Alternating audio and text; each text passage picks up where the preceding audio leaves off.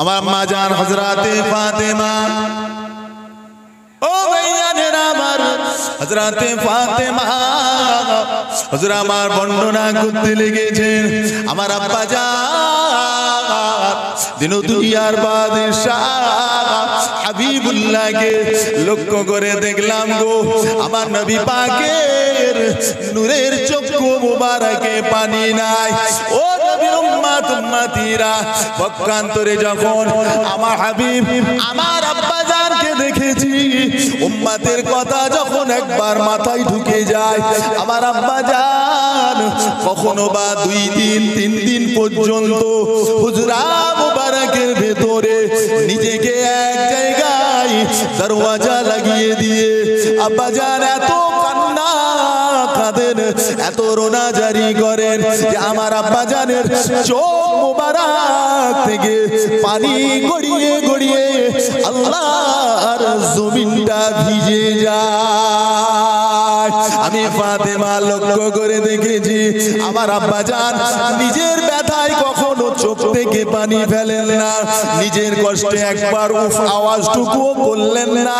অথচ লক্ষ্য করে দেখলাম আমার আব্বা জানকে দেখেছি, আমার আব্বা জান যখন উম্মতের কথা মনে পড়ে যায়, উম্মতের ব্যথা বেদনাটা বুকে নিয়ে আগারে মদিনার পার্শ্ববর্তী ওই খাজুর বাগানের নিচে আমার আব্বা জান একা একা একা একা বসে বসে পাহাড়ের আড়ালে গাছের তলদেশে বসে এত রোনা জারি করেন, এত কান্না কাঁদেন যে আমার আব্বা জানের চোখের পানিতে মদিনার আকাশ বাতাস পর্যন্ত ভারী হয়ে যায়।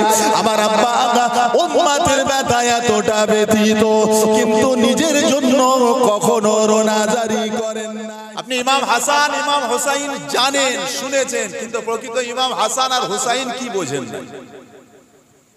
বিশ্বাস করুন, আমি মনে করি যে আপনি বোঝেন না প্রকৃত ইমাম হাসান হুসাইন কারা। যদি বুঝতেন তাহলে এ ধরনের বার্তাটা আজ আমাদের দ্বারা হতো না।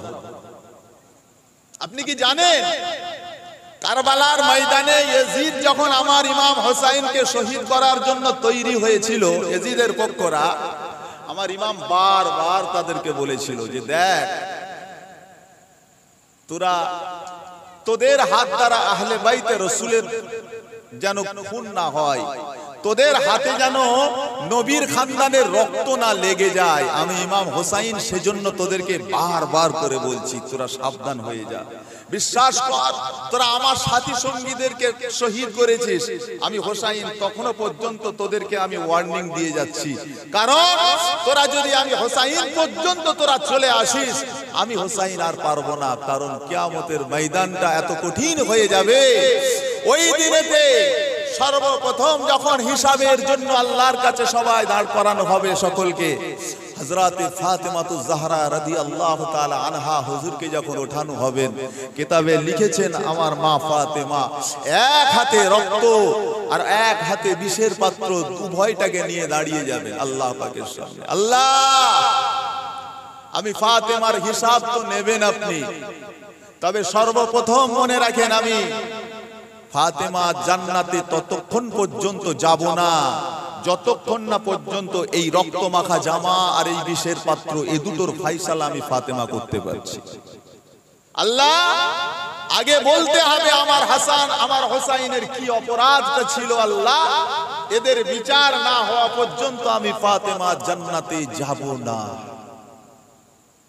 আমার রাসূলুল্লাহকে আল্লাহ পাক বলবেন, আয় আমার হাবিব, আপনার ফাতেমাকে শান্ত করুন, জান্নাতে পৌঁছে দেন।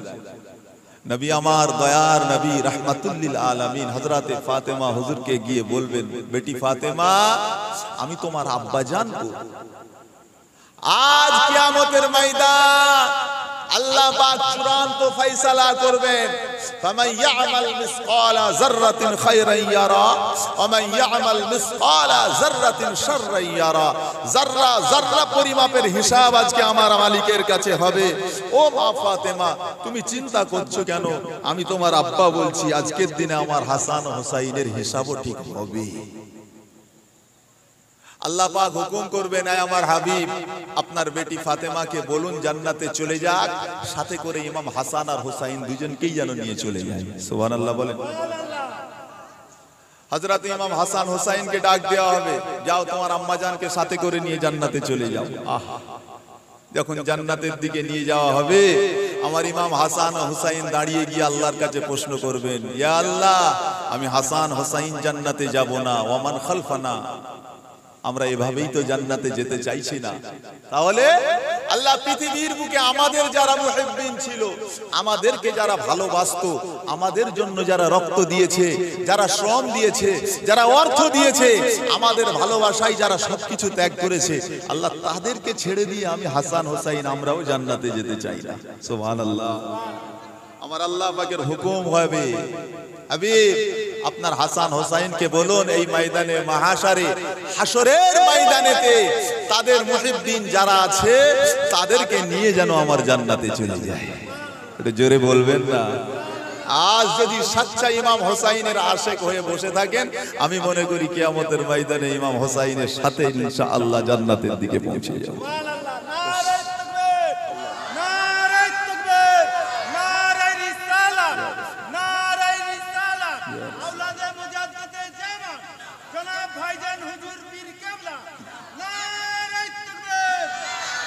আমার ভাইজানেরা, সোনার মানিকেরা, নেককার আল্লাহ ওয়ালা ভাই ও বাবাজিরা, তাই আজকে আমরা বসেছি ঠিক ওই রকম ভাবে যে আমাদের হৃদয়টাও যেন ঠিক ইমাম হাসান আহলে বাইতে রাসূলের মুহাব্বতটাকে ভরে নিতে পারি। বিশ্বাস করুন, বারবার বছরে বছরে বছরে বছরে ফিরে আসে, বছরে বছরে বছরে বছরে আমাদের ইমানের গোড়ায় যেন নতুন করে পানি ঢালা হচ্ছে, হতেই থাকবে ইনশাআল্লাহ। যতদিন দুনিয়ায় থাকবো, কলিজা থেকে ইমাম হাসান হোসাইন আহলে বাইতে রাসূলুল্লাহকে কেউ কোনোদিন সরাতে পারবে না ইনশাআল্লাহ। বলেন ইনশাআল্লাহ, কেউ কোনোদিন সরাতে পারবে না। তাই বলছিলাম, আসেন যে রাসূলুল্লাহর ভালোবাসা যাদের মুহাব্বত নিয়ে বসলাম, একটুখানি শুকরিয়া আদায় করব তাদেরই ভালোবাসা নিয়ে আল্লাহ পাকের দরবারে। একটু উচ্চ আওয়াজ দিয়ে বলা যাবে না আলহামদুলিল্লাহ? আর একটু জোরে বলেন না আলহামদুলিল্লাহ? নারে তাকবীর, নারে তাকবীর, নারে তাকবীর। সিলসিলায়ে হক মুজাদ্দিদ জামান আহলে সুন্নাতুল জামাত, নারে তাকবীর, নারে তাকবীর।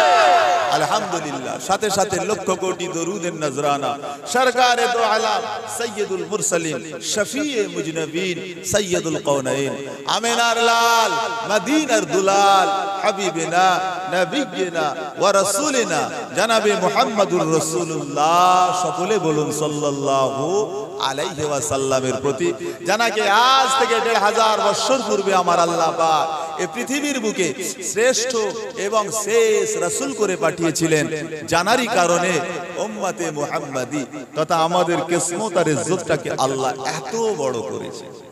আমার ভাই ও বাবাজিরা, আসুন ওয়াজ নসিহত প্রকৃত টপিকের দিকে ফিরে যাই। দীর্ঘ ভূমিকার মধ্যে সময় নষ্ট করতে চাইছি না, কারণ সময় খুব সংক্ষেপ আর আমাদের সফরটা অনেক দূর। কি বলেন? এই বাইরের দিকে তো আওয়াজগুলো বন্ধ করো না, কমিটি ভাইয়েরা সব কোথায়? আওয়াজগুলোকে একটু বন্ধ করো, যারা আওয়াজ শুনছে একটু তাদেরও যাতে অসুবিধা না হয় সেদিকটা খেয়াল রাখো। আসেন ভাইজানেরা আমার, এদিকে খেয়াল করেন। হ্যাঁ, বাইরের আওয়াজগুলোকে একদম বন্ধ করে দেন, যাতে করে শ্রোতাদের শুনতে যেন কষ্ট না হয়, কোন রকম অসুবিধা তৈরি না হয়। আসেন সকলে মোহাব্বতে একটুখানি জিকির করি, লা ইলাহা, জোরে লা ইলাহা,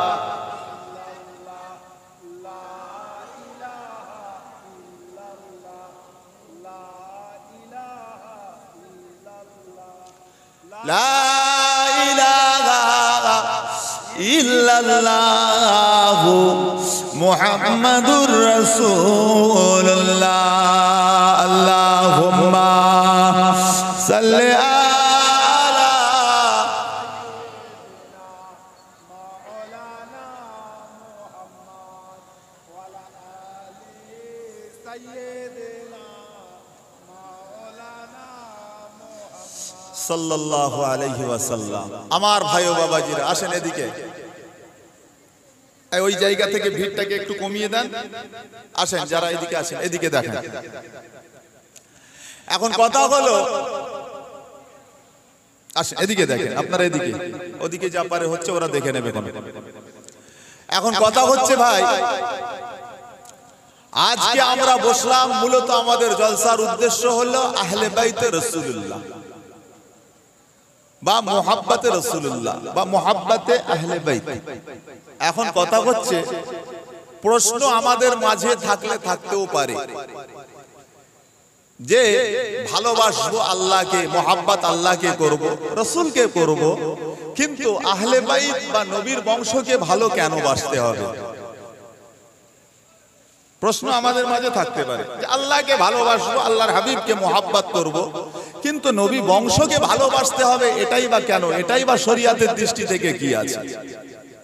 দেখেন বাবাজিরা আমার, নবী বংশকে মুহাব্বত এবং নবী বংশকে ভালোবাসার কথা, এটা আমি নয়, আপনি আমার কথা মানবেন কেন? পৃথিবীতে কোনো আলেম ওলামার কথাই বা কেন শুনবেন? যদি স্বয়ং আল্লাহ বলে দেয়, আল্লাহর হুকুম তো আপনাকে পালন করতেই হবে, কারণ আপনি তো আল্লাহ পাকেরই দাস, আপনি তো আল্লাহর গোলাম। সুতরাং আল্লাহর হুকুম আপনার জন্য অবধারিত, এটা আপনাকে মানতেই হবে। তাই আসুন, যদি আল্লাহ বলে থাকে তাহলে আমাদের মানতে অসুবিধা কোথায়? কারণ বর্তমানে ফিতনার জামানা, কঠিন সময়, অনেককে অনেক প্রশ্নের সম্মুখীন হতে হয়। তাই আমি আপনাদের কাছে, আসুন কোরআন শরীফের একটা আয়াত আপনাদের কাছে শোনাই। আমার আল্লাহ পাক রব্বুল আলামিন পবিত্র কোরআনুল কারীমের মধ্যে ঘোষণা করছেন, ইন্নামা ইউরিদুকুমুল্লাহু লিইউযহিবা আনকুমুর রিজসা আহলাল বাইত ওয়া ইউতাহহিরুকুম তাতহীরা। আল্লাহ পাক কোরআন পাকের ভিতরে বলছেন, ইন্নামা ইউরিদুকুমুল্লাহু লিইউযহিবা আনকুমুর রিজসা আহলাল বাইত। আমি আল্লাহ ইচ্ছা করেছি, শুনেন, কোন আহলে বাইত? যার শানে আল্লাহ বলেন, আমি আল্লাহ ইচ্ছা করেছি, লিইউজসা, আমি আল্লাহ পাক সমস্ত রকম নাপাকি থেকে আহলে বাইতকে পবিত্র রাখবো। জোরে বলুন না। সমস্ত খারাপি, সমস্ত নোংরা, সমস্ত নাপাকি থেকে আমি আল্লাহ আহলে বাইতকে আমি আল্লাহ পরিষ্কার রাখবো। জোরে বলুন। ওয়া ইউতাহহিরুকুম তাতহীরা, এবং আমি তাদেরকে পবিত্র বানাবো। দেখেন, এটা আল্লাহ পাক জানাচ্ছেন। আর সত্যিই তাই, পৃথিবীর বুকে যদি তাকিয়ে দেখি, আমার নবীর বংশের মতন, নবীর পরিবারের মতন আর কোন পরিবার গোটা পৃথিবী খুঁজে ফেলেন, কোথাও পাবেন না। আমার নবীর পরিবারের মতন কোন পরিবার নাই। নবী পাক সাল্লাল্লাহু আলাইহি ওয়াসাল্লামের আহলিয়াগণ তথা আমাদের জন্য, উম্মতের জন্য উম্মাহাতুল মুমিনিন, সকল উম্মতের জন্য মা জননী। সুবহানাল্লাহ।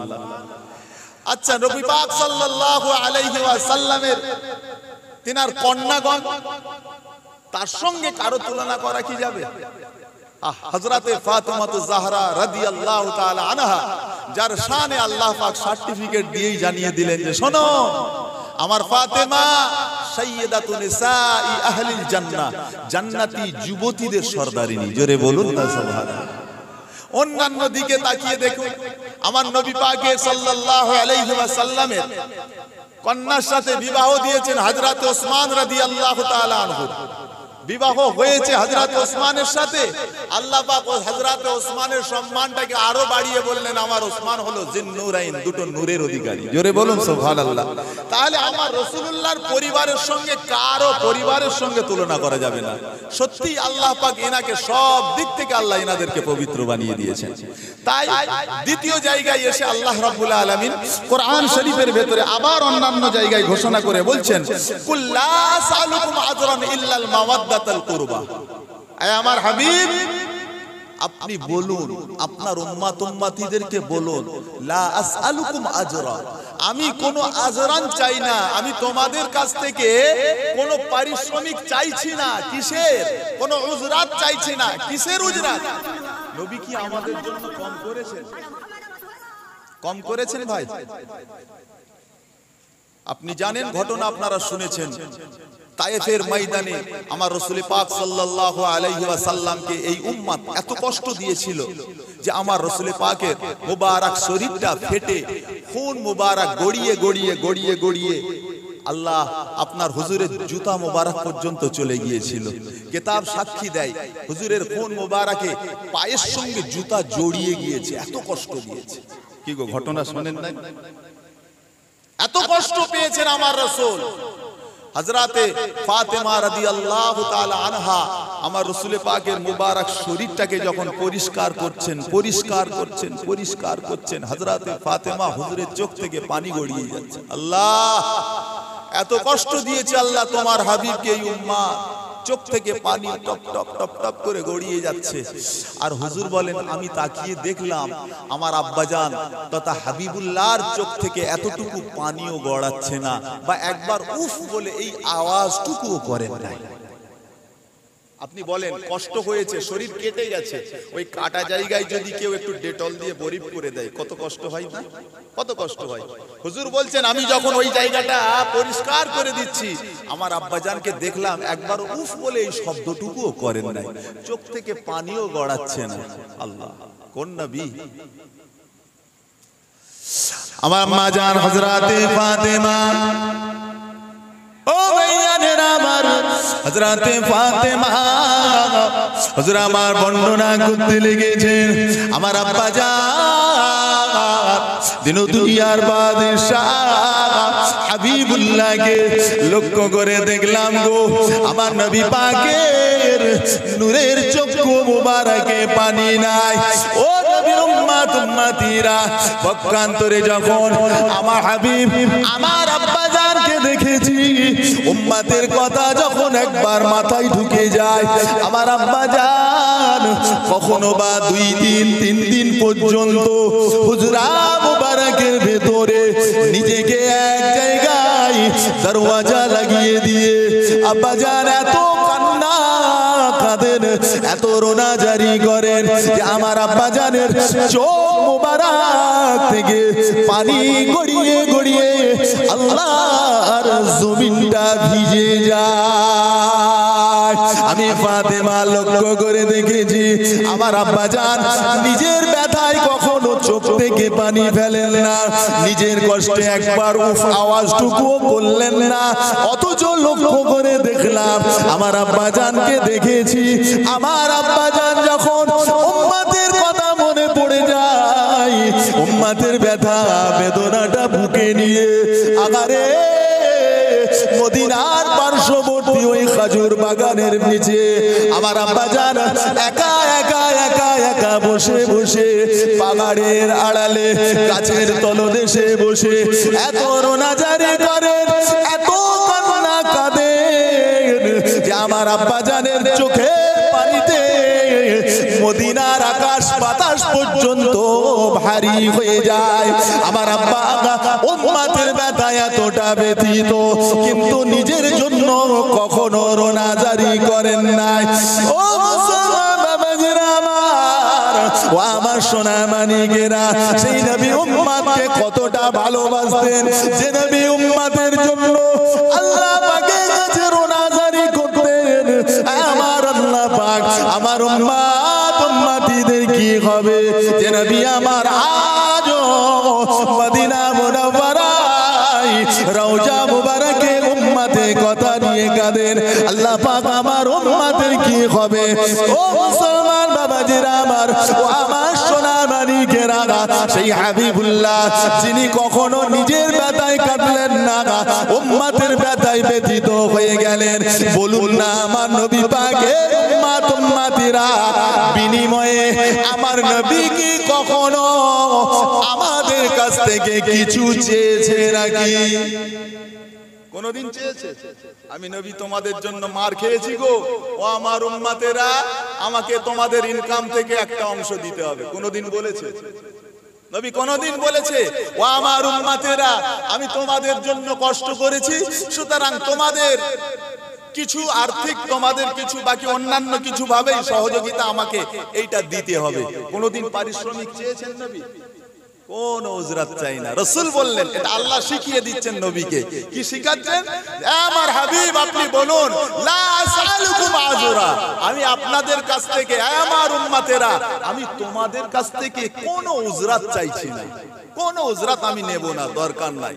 তবে হ্যাঁ, একটা কথা বলবো, একটা কথা পরেই বলছেন, ইল্লাল মুআদ্দাতাল কুরবা, আমি আল্লাহ, আমি রাসূলুল্লাহ তোমাদেরকে বলছি, শুধুমাত্র আমার পরিবার আহলে বাইতকে মুহাব্বত করো, ভালোবাসো, তাদের সাথে ভালো ব্যবহার করো। জোরে বলুন।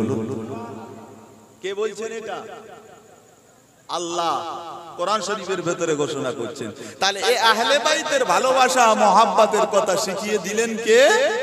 একটু জোরে বলে আল্লাহ। আসুন হাদিস শরীফে এবারে আসি, দুটো আয়াত দিলাম, একটু হাদিস শরীফ। আল্লাহ নবী, দয়া নবী বলেন, মান আহাব্বাল হাসানাইন ফাকাদ আহাব্বানি ওয়া মান আহাব্বানি ফাকাদ আহাব্বাহুল্লাহ ওয়া মান আহাব্বাল্লাহ কানা মাইয়া ফিল জান্নাহ। কত সুন্দর কথা। নবী বলেন, যে আমার হাসান হোসাইনকে ভালোবাসলো, সে যেন আমি নবী আমাকেই ভালোবাসলো। জোরে বলুন। যে আমাকে ভালোবাসলো, ফাকাদ আহাব্বাহুল্লাহ, আমার আল্লাহ তাকে ভালোবাসলো। জোরে বলুন। ওয়া মান আহাব্বাল্লাহ, আর যাকে আমার আল্লাহ ভালোবাসে, কানা মাইয়া ফিল জান্নাহ, আমি এবং আমার ওই উম্মতটা জান্নাতে পাশাপাশি থেকে যাব। জোরে বলুন। আর একটু জোরে হবে না সুবহানাল্লাহ? আর একটু জোরে বলবেন না সুবহানাল্লাহ? নারে তাকবীর, আল্লাহ নারে রিসালাত, আওলাদে মুজাদ্দিদ জামান, জনাব ভাইজান হুজুর পীর কিবলা, নারে তাকবীর। আমার ভাইজানেরা, তাহলে এই মুহাব্বতের কথা রাসূলুল্লাহ হাদিস শরীফে ঘোষণা করলেন। আচ্ছা আচ্ছা, আপনাদের কাছে একটু অনুরোধ করছি, মেহেরবানি করে সামনের জায়গাগুলো যে যার নিজ দায়িত্বে পুরা করবেন। আসুন, যে যার নিজ দায়িত্বে তার সামনে জায়গাগুলোকে একটু কভার করে বসবেন, যাতে করে পেছনের ভাইরা আসলে বসলে যেন একটু সুবিধা হয়। জি হ্যাঁ, চলেন। নবীর মুহাব্বতে বসেছেন, বারবার এই উঠাউঠি করতে গেলে একটু মনোযোগটা ফের ঘুরে যাবে, যেন সেইটা না হয়। পরিবেশ একদম সুন্দর করে নিয়ে একটু বসে যাই তো। মাশাআল্লাহ, আলহামদুলিল্লাহ। আল্লাহ কবুল করুন, বলুন আল্লাহুম্মা আমিন। আমার ভাই ও বাবাজিরা, চলেন তাহলে এ মুহাব্বতের কথা হাদিসেও পেলাম, এনাদের ভালোবাসার কথা কোরআনেও পেলাম। কতটা ভালোবাসতে হয় এবারে সেটা আবার নবী শিখিয়ে দিচ্ছেন। সাহাবী জিজ্ঞাসা করছেন, ইয়া রাসূলুল্লাহ, মুহাব্বত কেমন, কাকে বলে, কিভাবে করতে হয়? আল্লাহ নবী বললেন, বাবা সাহাবী, আমার দিকে তাকিয়ে দেখো, আমি নবী যেমন আমার হাসান হোসাইনকে ভালোবাসি, এটাকেই বলে মুহাব্বত আর ভালোবাসা। জোরে বলুন। কেমন কেমন হুজুর, কেমন? সাহাবীরা বর্ণনা করেন। এক তারিখে নবী আমার, দয়া নবী, ও ভাইয়েরা আমার, আল্লাহ পাকে নবী দিল দুনিয়ার বাদশাহ। নবী আমার, দয়াল নবী মসজিদুন নববী শরীফে বসে আছেন। আল্লাহ নবী বসে রয়েছেন, সাহাবী হুজুররা সকলে বসে আছেন। নবী আমার সাহাবী হুজুরদেরকে নিয়ে ওয়াজ করতে লেগেছেন। ও বাবাজিরা, ভাইরা আমার, আল্লাহ নবী ওয়াজ করতে করতে করতে করতে হঠাৎ লক্ষ্য করে দেখতে পান আল্লাহ নবীর নওয়াজা, আকা নবী পাকে কলিজা টুকরা হযরত ইমাম হাসান, হযরত ইমাম হুসাইন, দুইজনা ভাই মসজিদুন নববী শরীফের দিকে আসতে লেগেছেন। ও ভাইয়েরা আমার, ও আমার সোনা মানিকেরা, আল্লাহ পাকে নবী, দয়া নবী আমার ওয়াজ করা বন্ধ করে দিয়ে এগিয়ে গেলেন। আমার হাসান আছে, আমার হুসাইন আছে। নবী আমার আগিয়ে গিয়ে হযরত ইমাম হাসান ও হযরত ইমাম হুসাইন দুইজনা নওয়াজাকে কোলের মধ্যে তুলে জড়িয়ে ধরে দুই গালে চুমা দিতে লেগেছেন। জোরে বলুন, আরো জোরে বলুন সুবহানাল্লাহ। ও ভাইয়েরা আমার, নবী আমার কোলে তুলে নিয়ে দুইজনা নাতিকে চুমা দিতে দিতে আল্লাহ নবী নিজের জায়গার মধ্যে এসে বসলেন। সাহাবীরা বলেন, আমি নবীকে লক্ষ্য করে দেখলাম, আমরা রাসূলুল্লাহকে দেখতে পেলাম। আল্লাহ পাকের হাবিব হযরত ইমাম হাসান ও হুসাইন হুজুরকে শুধু চুমা দিয়েই শেষ হয়ে যান নাই, আমরা দেখতে পেলাম আল্লাহর হাবিব হাসান ও হুসাইনের শরীরটাকে শুকে শুকে দেখতে লেগেছে। চুমু খাচ্ছি শুধু তাই নয়, শুকে শুকে শুকে শুকে দেখছেন। সাহাবীরা বলেন ইয়া রাসূলুল্লাহ মুহাব্বত চুমু খান, বাচ্চাদের আদর করেন, চুমু খান, ভালোবাসি, ঠিক আছে। হুজুর আপনি শুয়ে শুয়ে কি দেখছেন, শুকছেন কেন? আল্লাহ নবী জবাব দিয়ে ওই সময়ে বলেছিলেন, ও সাহাবীরা, ও বাবারা শুনে রেখে দাও, তোমাদের হয়তো জানা নাই আমি রাসূলুল্লাহ সাল্লাল্লাহু আলাইহি ওয়াসাল্লাম, আমি নবী যখন জান্নাতের মধ্যে গিয়েছিলাম, আমি রাসূলুল্লাহ জান্নাতের ভেতরে যখন ঘুরে ঘুরে ঘুরে ঘুরে দেখছিলাম গো, আমি নবী ওই জান্নাতের ভেতরে লক্ষ্য করে দেখার সময় দে গোটা জান্নাতের মধ্যে থেকে একটা খুব সুন্দর খুশবু জানো আমি নবী আমার নাকের মধ্যে ভেসে ভেসে আসে। আমি হযরতে জিবরাইল আলাইহিস সালামকে জিজ্ঞাসা করলাম, ইয়া আখি জিবরাইল, ও ভাই জিবরাইল, জান্নাতের ভেতরে এত সুন্দর খুশবুটা কোথা থেকে আসে? ও ভাই জিবরাইল, একটু যদি আমাকে জানা দে। ওই সময় দে হযরতে জিবরাইল আলাইহিস সালাম আল্লাহ নবীকে বলেছিলেন, ইয়া রাসূলুল্লাহ, ইয়া হাবিবাল্লাহ, এই যে খুশবুটা আপনি পান, এই খুশবুটা আল্লাহ পাক গোটা জান্নাতবাসীদের মধ্যে ছড়িয়ে দিয়েছেন। কারণ এই খুশবুটা কোথা থেকে আসে? ও আল্লাহ পাকের হাবিব আল্লাহ রাব্বুল আলামিন জান্নাতের মধ্যে একখানা ফুলকে রেখে দিয়েছেন। ওই ফুলটার এত খুশবু, যে খুশবুটা গোটা জান্নাতটাকে আল্লাহ মাতিয়ে দেন। আল্লাহ নবী বলেছিলেন, ও ভাই জিবরাইল, এত সুন্দর খুশবু আমি রাসূলুল্লাহ ইতিপূর্বে কোনদিন সুখী নাই।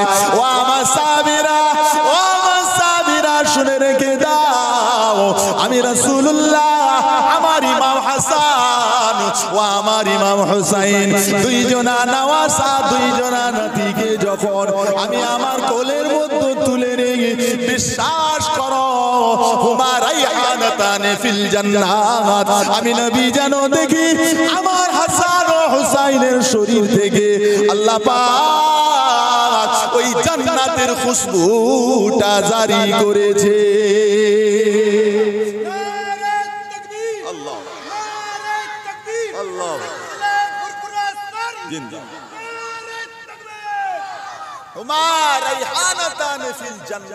ওই জান্নাতের রাইহান ফুলের খুশবু আমার ইমাম হাসান আর আমার ইমাম হুসাইনের শরীর থেকে আল্লাহ জাহির করে দিয়েছে। জোরে বলুন সুবহানাল্লাহ। কত ভালোবাসা বাসতেন নবী, চিন্তা করেছেন?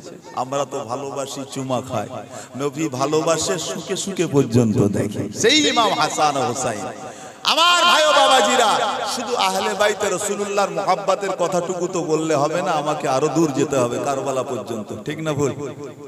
শুনবেন তো নাকি? আপনারা কি বলছেন? যাবো তো ইনশাআল্লাহ। তবে কারবালা পৌঁছাতে গেলে ধৈর্য সবরের দরকার আছে, নিজেদের মাইন্ডটাকে পরিষ্কার করার দরকার আছে। আগে একটু মুহাব্বতের কথা না বললে কারবালায় গিয়ে মজা লাগবে না। আগে একটু রাসূলের মুহাব্বতটা শিখে নেন, তারপরে কারবালায় পৌঁছাবেন, দেখবেন কষ্টটা কি অনুভব করতে পারবেন। আমার ভাই ও বাবাজিরা, আমার সোনার মানিকেরা, বিশ্বাস করুন, বাড়িতে সন্তান তো আমাদের সকলেরই টুকটাক আছে। মুরব্বী যারা রয়েছে, কারো সন্তান আছে, কারো নাতি আছে, কেউ কারো বা আপনার পোতা রয়েছে, আছে না নাই? আচ্ছা আপনারা বলেন তো দেখি, যখন কারো বাচ্চা, ছেলে হোক, মনে করুন ছেলে, যখন কোনো বাচ্চা সন্তানের রাত্রিবেলা শরীরে কষ্ট লাগে, হঠাৎ করে জ্বর উঠেছে, হঠাৎ পেটে যন্ত্রণা শুরু হয়েছে, বা হঠাৎ শরীরের কোথাও ফেটে গেছে বা কেটে গেছে, আপনি বাপ, আপনার শরীরে কতটা কষ্ট হবে? কখনো অনুভব করেছেন কি আপনি এই বিষয়গুলো? আপনি বাপ, আপনার ছেলেটার শরীর ফেটে গেছে, কেটে গেছে বা কিছু হয়েছে, ক্ষতি হয়ে যাচ্ছে, আপনার ওই সময় কত কষ্ট অনুভব হয় বলেন তো? আমি বলছি শোনেন, আমার বাচ্চার কথা বলি। হঠাৎ একদিন দিনের বেলা, মানে বাড়ির দরজাটা খোলা রয়েছে, বাচ্চাটা ওর সময় খেলা করছিল, হঠাৎ একটু জোরে হাওয়া বইছে, ঝড় উঠে গেছে, তো বাচ্চাটা ওই হাতটা দরজার ফাঁকে রেখে দিয়েছিল। দম করে দরজাটা লাগলো, হাওয়ায় জোরে দরজা লেগেছে, লাগার সাথে সাথে বাচ্চার এই আঙুলটা এখান থেকে কেটে গেছে, পুরো এখান থেকে ঝুলে গেছে। বিশ্বাস করুন এতটা কষ্ট অনুভব হয়েছে যেন মনে হয় যে ব্যথাটা কলিজায় গিয়ে লাগছে। ঠিক না ভুল বলছি? হয়তো এরকম, জি হ্যাঁ, প্রত্যেকেরই হয়, প্রত্যেকেরই হয়। আপনি নাতি, আপনার নাতির কষ্ট হয়েছে, আপনি নানা, আপনার কষ্ট হবে না? অবশ্যই হবে। আপনি দাদু হয়েছেন, আপনার পোতার কষ্ট হয়েছে, আপনার হবে না? অবশ্যই হবে। ভাই এবারে একবার বিবেচনা করে দেখেন তো, যদি আপনার বাচ্চার বেলায় এই রকম কষ্ট আপনার অনুভব হয়, তাহলে আমার রাসূলুল্লাহর কতটা কষ্ট হয়েছিল যেদিন আমার ইমাম হোসাইনকে শহীদ করা হয়েছিল। একবার ভেবে দেখেন, আপনার বাচ্চার একটু আঘাত যদি আপনার এত কষ্ট হতে পারে, আমার রাসূলুল্লাহর কত কষ্ট হয়েছিল যেদিন আমার ইমাম হোসাইনকে কারবালার ময়দানে শহীদ করা হয়েছিল। কত কঠিন অবস্থা বলেন, যে নবীকে ছাড়া আমার, যে হোসাইনকে আমার রাসূল এত মহব্বত করতেন, সব সময় নিজের কোলে জড়িয়ে রাখতেন, কত ভালোবাসতেন জানেন? কিতাবের মধ্যে এসেছে হযরত ইমাম হাসান, হযরত ইমাম হোসাইন, দুই ভাইকে নিয়ে আমার রাসূল খেলা করছেন। কি খেলা? কুস্তি খেলা শেখাচ্ছেন দুই ভাইকে, কুস্তি খেলার মতন। এই হাসান, হোসাইনকে এইভাবে জড়িয়ে ধরো, হোসাইনের হাতটাকে পেছন দিক থেকে এই রকম করে ধরো। কত আদরের নাতি আর কেমন বা নানা। এই আমার হোসাইন, নানা ভাই এইভাবে ধরো, এইভাবে ধরো, এইভাবে ধরো, এইভাবে বলছেন। কিতাবে লিখেছেন যে যখন এইভাবে কথা বলছে, আচ্ছা বলেন সাধারণত বাড়ির মুরব্বী যারা হয়, বয়স্করা হয়, পক্ষ কার নাই, বড়র না ছোট? বড়র পক্ষে জাগে না ছোটদের পক্ষে থাকে? ছোটদের পক্ষে, সবাই তো চাই ছোটদের পক্ষে থাকে। তো আমার ইমাম হাসান ও হোসাইন দুই ভাইকে নিয়ে খেলা করছেন রাসূলুল্লাহ, আর আমার হাবিবুল্লাহকে তাকিয়ে দেখা যাচ্ছে ইমাম হাসানের পক্ষে দিয়ে বলছেন হোসাইনকে এইভাবে ধরো, হোসাইনকে এইভাবে ধরো। তো এই অবস্থাটা হযরতে ফাতেমা রাদিয়াল্লাহু তাআলা আনহা দূর থেকে দেখতে পেয়ে গেছে। দেখতে পেয়ে গিয়ে আর থাকতে পারেন না। আমার নবী পাক সাল্লাল্লাহু আলাইহি ওয়াসাল্লামকে দূর থেকেই গিয়ে বলছেন, আব্বাজান এটা কেমন বিচার আপনার? আপনি বড়র পক্ষে নিয়েছেন আর ছোটটা আমার এই রকম। আপনি বড়র পক্ষে কথা বলছেন আর ছোটটাকে এইভাবে দেখছেন। আব্বাজান এটা কি রকম হলো জানো?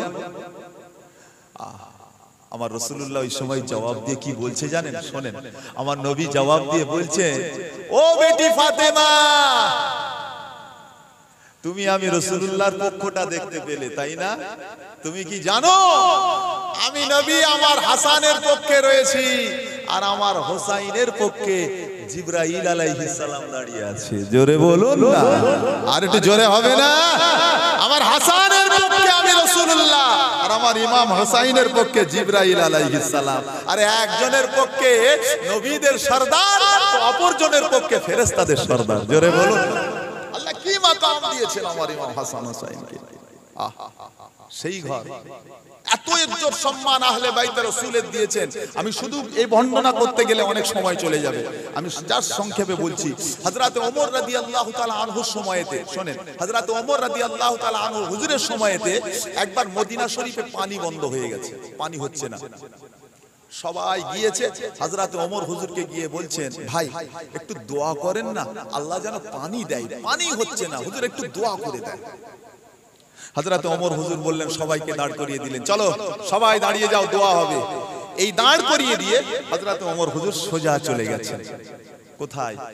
আহলে বাইতে রাসূল, আমার নবী পাকের চাচা হযরতে আব্দুল্লাহ ইবনে আব্বাস রাদিয়াল্লাহু তাআলা আনহু হায়াতে আছেন। হযরতে আব্দুল্লাহ ইবনে আব্বাস রাদিয়াল্লাহু তাআলা আনহু হুজুরের বাড়ি থেকে হাত ধরে টেনে নিয়ে চলে এসেছেন, দাঁড় করিয়ে দিয়েছেন।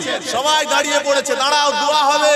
হুজুর, হযরতে ওমর হুজুর দোয়া করছেন, হাত উঠিয়েছেন, সাথে করে হযরতে আব্দুল্লাহ ইবনে আব্বাস হুজুরের হাতটাকে ধরে নিয়ে আল্লাহর কাছে তুলেছেন। আল্লাহ, আমি ওমর, আমি জানি আমার হাতটা আপনার কাছে কবুল হবে কি হবে না বলতেও পারবো না, কিন্তু আল্লাহ আমার সাথে আপনার নবীর বংশকে জুড়ে দিয়েছি, আল্লাহ মেহেরবানি করে আপনার নবীর বংশের খাতিরে আল্লাহ আমার দোয়াকে কবুল করে নেন। কিতাবে লিখেছেন, এদিকে দোয়া চলতে শুরু তো ওইদিকে পানি হতে শুরু হয়ে গেছে। আল্লাহ নবী বংশের সম্মান ইজ্জত এত বড় করেছে, বিশ্বাস করুন, ইনাদেরকে ভালোবাসা, ইনাদের মোহাব্বত করা, এটা আমাদের ঈমানি দায়িত্ব বা কর্তব্য। খোদার কসম, আহলে বাইতে রাসূল কখনো কখনো নিজেদের স্বার্থের জন্য করেন নাই, যা কিছু করেছে শুধুমাত্র উম্মতের জন্য। ঠিক না ভুল বলছি? শুধুমাত্র উম্মতের জন্য। আপনি কি জানেন আমার ইমাম হাসান রাদিয়াল্লাহু তাআলা আনহু, আমার হযরতে ফাতেমা হুজুরের তিনটে সন্তান ছিলেন। একজনের নাম ইমাম হাসান বড়, একজনের নাম ইমাম হোসাইন, তৃতীয় জনের নাম হযরতে মুহসিন। এই তিন ভাই ছিলেন। ছোট ভাইটা কেউ লিখেছেন 6 মাস বয়সে ইন্তেকাল করেছেন, কেউ লিখেছেন 3 বছর বয়সে ইন্তেকাল করেছেন। তো যাই হোক, তো ইমাম হাসান হুজুর তিনার সময়েতে যখন মানে আপনার খলিফা পদ নিয়ে যখন সমস্যা দেখা দিচ্ছিল, সেই সময়েতে হযরতে আমিরে মুয়াবিয়া রাদিয়াল্লাহু তাআলা আনহুকে ডেকে হযরতে ইমাম হাসান হুজুর বলেছিলেন যে আপনি তো আমার নানা জানের সাহাবী, সুতরাং আপনার হাতেই আমি সমর্পণ করলাম, দেশ চালানোর দায়িত্বটা আপনি নেন। বহু সংখ্যক মানুষ আমাকে চাই ঠিকই আছে, কিন্তু আমি দায়িত্বটা আপনার কাছে দিয়ে দিলাম। জোরে বলুন না সুবহানাল্লাহ। কিতাবে লিখেছেন, হাদিস শরীফে রাসূলুল্লাহ একটা হাদিস শরীফ ঘোষণা করেছেন যে আমার ইমাম হাসান আমার উম্মতকে ফিতনার হাত থেকে বাঁচাবে। কিতাবে লিখেছেন যে ওই সময়টা ওই কাজটা করে অনেক রক্ত বাহানু থেকে আমার ইমাম হোসাইন উম্মতকে সচেতন করে দিয়েছিলেন। জোরে বলুন সুবহানাল্লাহ। এদিকে তাকিয়ে দেখেন আমার ইমাম হোসাইন রাদিয়াল্লাহু তাআলা তিনিও যখন কুফায় চলে গেলেন, আমার রসুলের পাকের সাহাবা, একটা কথা একটু বলে দিই আপনাদের কাছে, আমার আহলে বাইতে রসুলের ভালোবাসা এ সম্পর্কে রসুল যেমন হাদিস শরীফে ঘোষণা করেছেন, আল্লাহ নবী একটা হাদিসে বলেছেন আমার পরিবার এরা হচ্ছে নূহ নবীর কিস্তির মতন। নূহ নবীর জামানায় যেমন বন্যা হয়েছিল, যারা নৌকায় চড়ে গিয়েছিল তারা বেঁচে গেছে, যারা নৌকায় ওঠে না তারা সব ধ্বংস হয়ে গেছে। ঠিক রাসূলুল্লাহ বলছেন আমার বংশধররা এরা হচ্ছে ওই নূহ নবীর কিস্তির মতন, যারা মানে আহলে বাইতের সঙ্গে যারা সম্পর্ক ভালো রেখে দিয়েছে তারা কিয়ামতে নাজাত পেয়ে গেছে, আর যারা এদের সাথে খারাপ ব্যবহার করেছে তারা ধ্বংস হয়ে গেছে। ঠিক অপর জায়গায় রাসূলুল্লাহ বা সাহাবীদের শানে বলছেন as-সাহাবী কান নুজুম, আমার এক একটা সাহাবী হচ্ছে আসমানের এক একটা উজ্জ্বল নক্ষত্রের মতন। ইক্তাদাইতুম ইহতাদাইতুম, তোমরা যাকে ইচ্ছা অনুসরণ করবে হেদায়েত পেয়ে যাবে। তাহলে একটা জিনিস মনে রাখবেন, আমরা সুন্নাতুল জামাআত, আমাদের আকীদা, আমাদের কাছে আহলে বাইতে রাসূল এটাও যেমন ভালো, পক্ষান্তরে সাহাবী রাসূল এটাও ভালো। এনাদের কারো সম্পর্কে কোনো কুমন্তব্য আমাদের চলবে না, কোন রকম কুমন্তব্য চলবে না। নবী সাহাবী আসমানের নক্ষত্রের মতন, আবার এদিকে নবীর বংশধর এরা নূহ নবীর কিস্তির মতন। একটা কথা শোনেন, এই দুটোর মধ্যে সামঞ্জস্যতা কিতাবে লিখেছেন একজন যে আগেকারের দিনে যখন রাস্তা চলাচল করত মানুষ আকাশের তারা দেখে দেখে চলত। তখন এত ম্যাপ ট্যাপ কিচ্ছু ছিল না, মানুষ আসমানের তারা লক্ষ্য করে করে নির্ণয় করতো দিক কোন দিকে যাব, কিভাবে যাব। ঠিক আজও পর্যন্ত যারা নৌকা নিয়ে সফর করে নদী বা সমুদ্রের মাঝখানে, দেখবেন তারা সমুদ্রের মাঝে কোনো রকম রাস্তা নেই, তো কিভাবে চলবে তারা কিন্তু আকাশের তারা দেখে দেখে দেখে দেখে দিক নির্ণয় করে। শুনবেন আসমানের তারা দেখে। ঠিক সেই রকম আপনি যদি শুধু তারা দেখেন নদীর উপরে যেতে পারবেন না, আর আপনি যদি শুধু নৌকায় যান আপনি নির্দিষ্ট জায়গায় পৌঁছাতে পারবেন না। তাহলে আপনাকে গন্তব্যে পৌঁছাতে গেলে আসমানের তারাও দরকার এবং নৌকাও দরকার। তাহলে নৌকাও যেমন আহলে বাইতে রাসূলুল্লাহ আমাদের জন্য রয়েছে, আসমানের তারা সাহাবী রাসূলুল্লাহ রয়েছে। এদের কারো সম্পর্কে কোনো খারাপ মন্তব্য চলবে না, মনে থাকবে। বর্তমান সময়ে কিছু সংখ্যক মানুষ বাড়িয়েছে যারা সাহাবীদেরকে নিয়েও বড় বড় কথা বলতে শুরু করে দিয়েছে। মনে রাখবেন এদের সাথে আমাদের কোনো সম্পর্ক নাই। আবার অনেকে আছে নবীর পরিবারকে নিয়ে কুমন্তব্য করে, আবারও বলছি এদের সাথেও সম্পর্ক নাই। আমরা হানাফি মাযহাবের মানুষ, ইমামে আযম আবু হানিফা রাহমাতুল্লাহ আলাইহির মতাদর্শ মেনে চলি, সুতরাং আমাদের কাছে আসমানের তারাও যেমন এবং নৌকাও তেমন। ঠিক একই অনুরূপ ভাবে আমাদের কাছে সাহাবী রাসূলুল্লাহ ভালো, আহলে বাইতে রাসূলুল্লাহ ভালো। মনে থাকবে ইনশাআল্লাহ। চলেন এবার আস্তে আস্তে আমরা একটুখানি কারবালার দিকে এগিয়ে যাই। আমার ভাই ও বাবাজিরা, এবার যে কথা শোনাচ্ছিলাম আপনাদের কাছে, তাহলে যেই নবী তার পরিবারদেরকে এত ভালোবাসতেন এবং ভালোবাসার কথা বলে গেলেন, এবারে বলুন তো সেই পরিবারদেরকে যদি কেউ কষ্ট দেয়, এই কষ্টটা কি আমার রাসূলুল্লাহকে আঘাত লাগে না? আঘাত লাগে, কত কষ্ট হতে পারে বলেন তো। মুসলমান ভাইজানেরা আমার, ও আমার সোনা মানিকেরা, ও নওজোয়ান যুবক আল্লাহ ওয়ালা বাবাজিরা, বিশ্বাস করুন গো, আমার নবী দয়া নবী হাবিবুল্লাহ হযরত ইমাম হাসান ও হুসাইনকে এতটা মুহাব্বত করতেন, এতটা ভালোবাসতেন। হযরত ইমাম হাসান ও হযরত ইমাম হুসাইন রাদিয়াল্লাহু তাআলা আনহুমা, হুজুরদের চোখের পানিটা কখনোই নবী সহ্য করতে পারতেন না গো। আল্লাহ নবী কোনোদিন সহ্য করতে পারতেন না।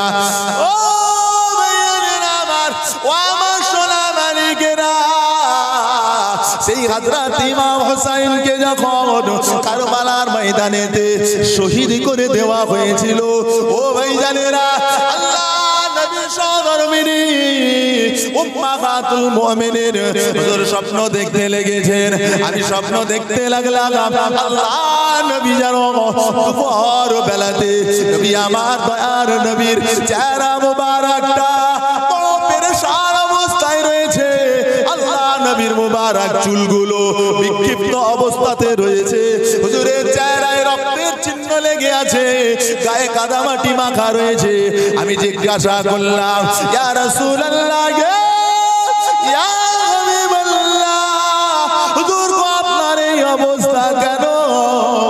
আল্লাহ নবী ওই সময় জবাব দিয়ে বলেছিল, ও আমার সহধর্মিনী, আপনার কি জানা নাই আমি আপনাকে একটা বোতল বা শিশির মধ্যে মাটি দিয়ে গিয়েছিলাম, একবার কি মাটিটার দিকে আপনার চোখ পড়ে যায় না?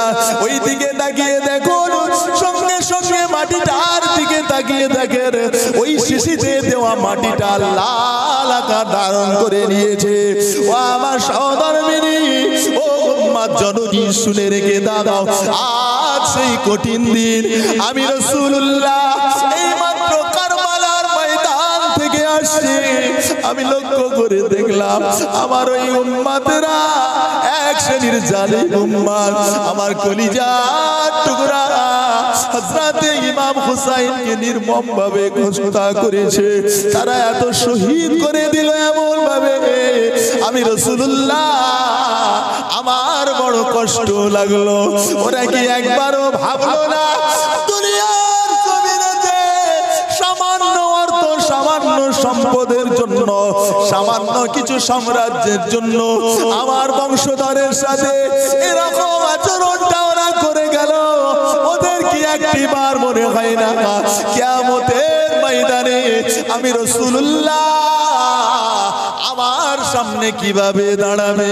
কেননা কিয়ামতের দিনেতে আল্লাহ পাক তো আমি নবী আমাকে আউয়ালুশ শাফিঈন বানিয়ে দিয়েছে। কিয়ামতের দিনেতে আমি রাসূলুল্লাহ সুপারিশ করে আমার উম্মত উম্মতিদেরকে জান্নাতে নিয়ে যাব। সুতরাং আমার উম্মতেরা কি করে এত জালিম হতে পারে? আমি রাসূলুল্লাহ আমার সহ্য হলো না গো, আমার উম্মতকে, আমার হুসাইনকে নির্মম ভাবে শহীদ করে দিয়েছে।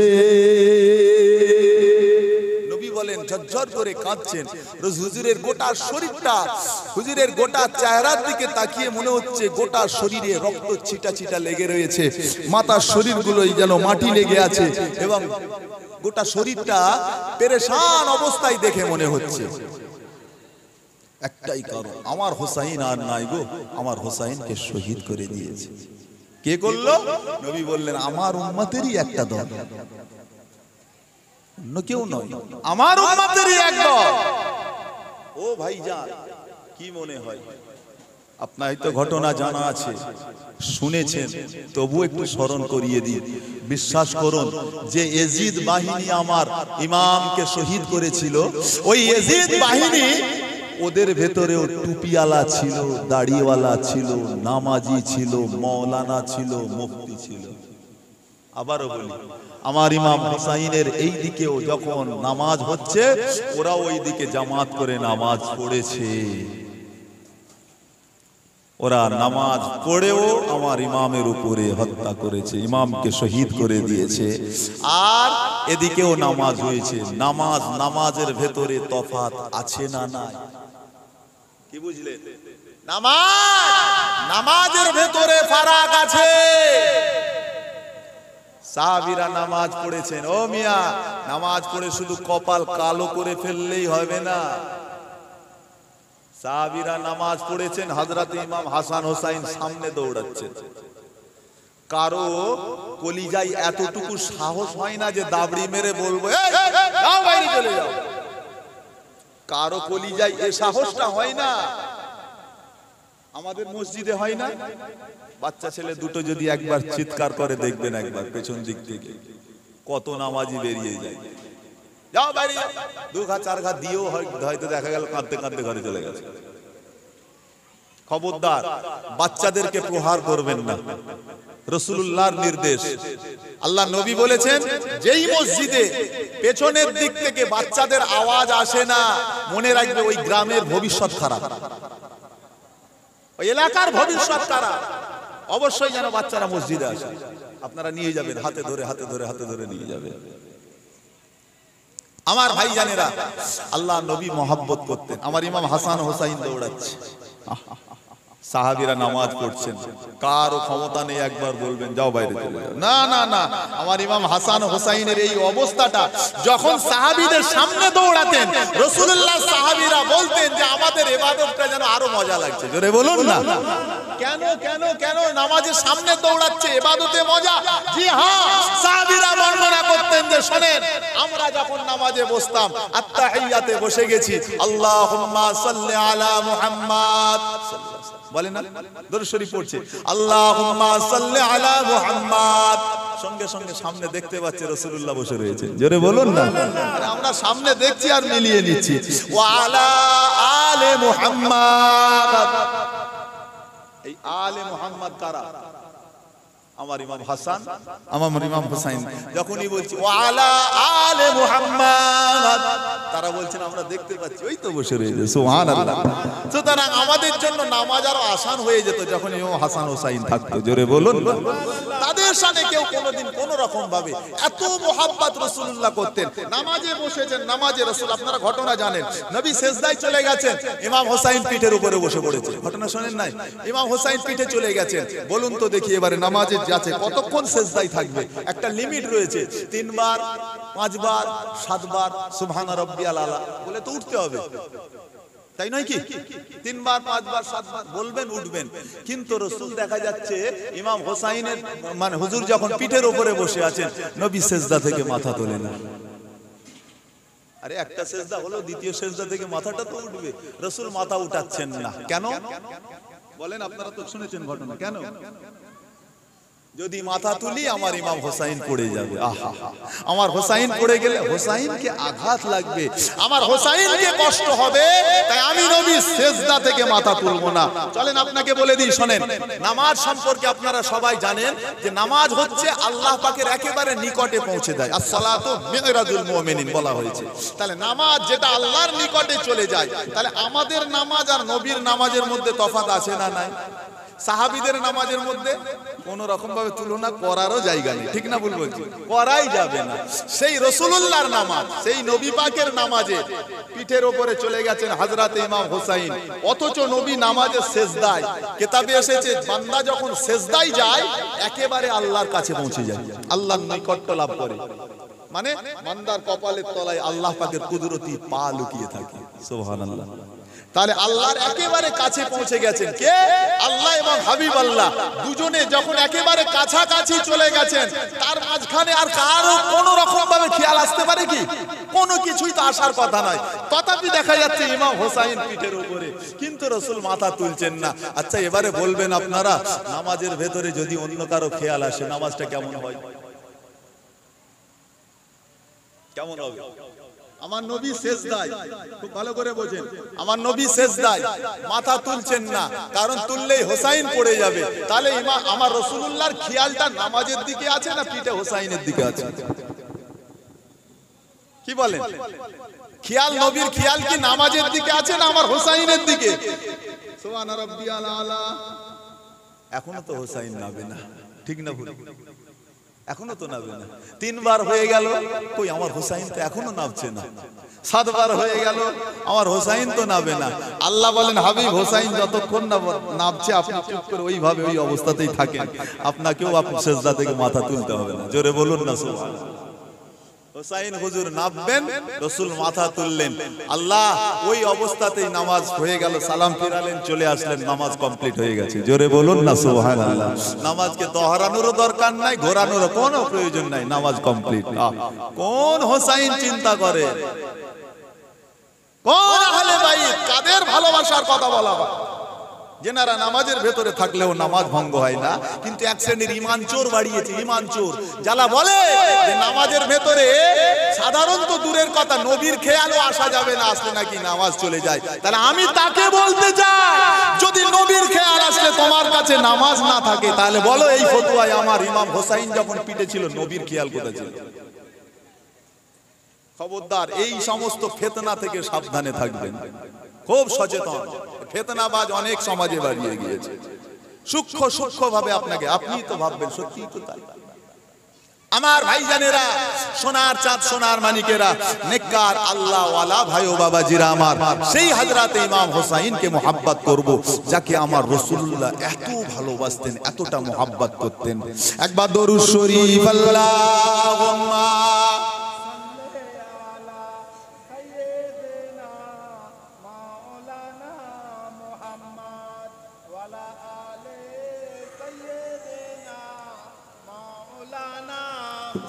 মুস্তাফা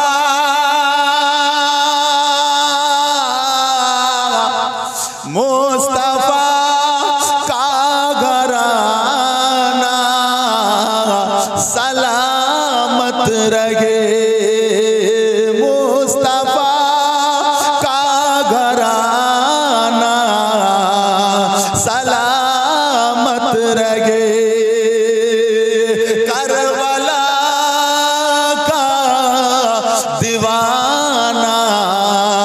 सलामत रहे मुस्तफा का घराना, सलामत रहे।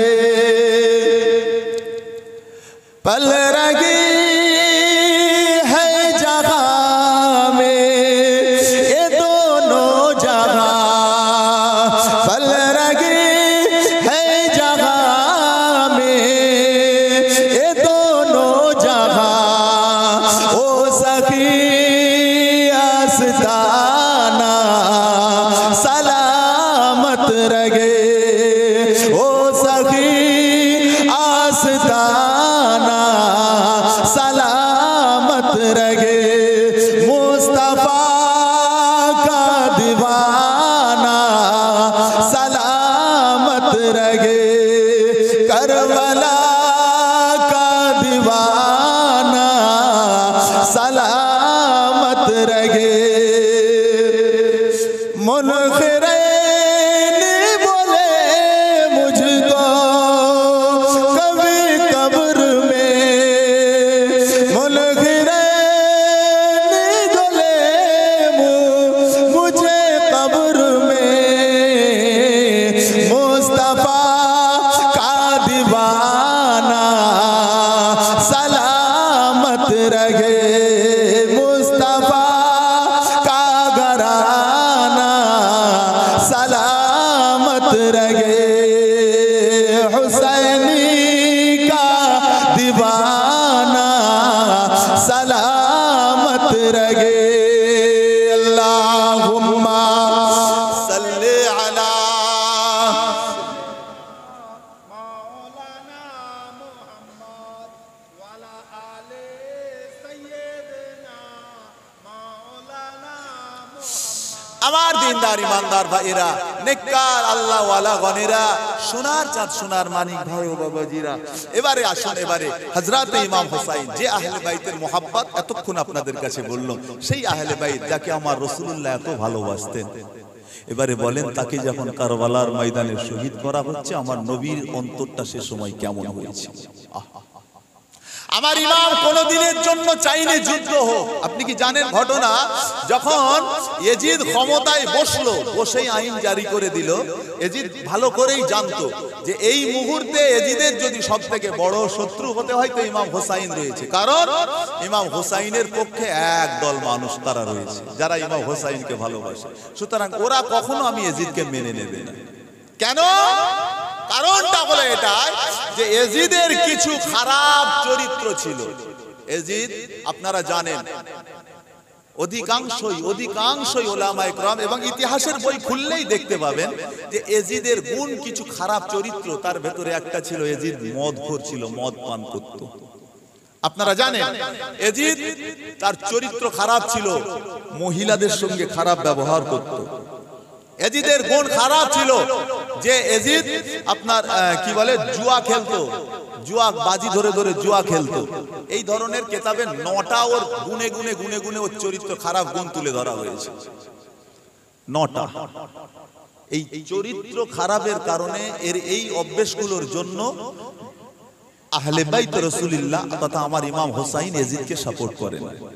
আমার ইমাম বারবার বলেছিল যে এজিদ কেন, ও যদি ভালো হতো আমি হোসাইন অবশ্যই ওর কাছে বায়াত নিতাম, কিন্তু ওর তো চরিত্র খারাপ। আমি নবীর ঘরের সন্তান, আমি নবী পাকের নওয়াসা, যে রাসূলুল্লাহ হকের জন্য ন্যায়ের জন্য সারাটা জীবন কথা বলে গেল, আর আমি সেই নবীর ঘরের আওলাদ হয়ে কি করে একজন এই রকম দুশ্চরিত্র লম্পটকে আমি কিভাবে সাপোর্ট করব? সুতরাং এটা আমার দ্বারা সম্ভব নয়। তাহলে যুদ্ধটা ট্যাসেলটা শুধু এই হক আর অন্যায়, হক আর বাতিলের সাথে হয়েছিল। আজও লক্ষ্য করে দেখবেন সমাজের বুকে এই হক আর বাতিলেরই যত দ্বন্দ্ব, হক আর বাতিলেরই যত দ্বন্দ্ব। মনে রাখবেন হকের পক্ষে সব সময় কিন্তু সংখ্যায় কম ছিল, আছে, থাকবে। হকের পক্ষে কম।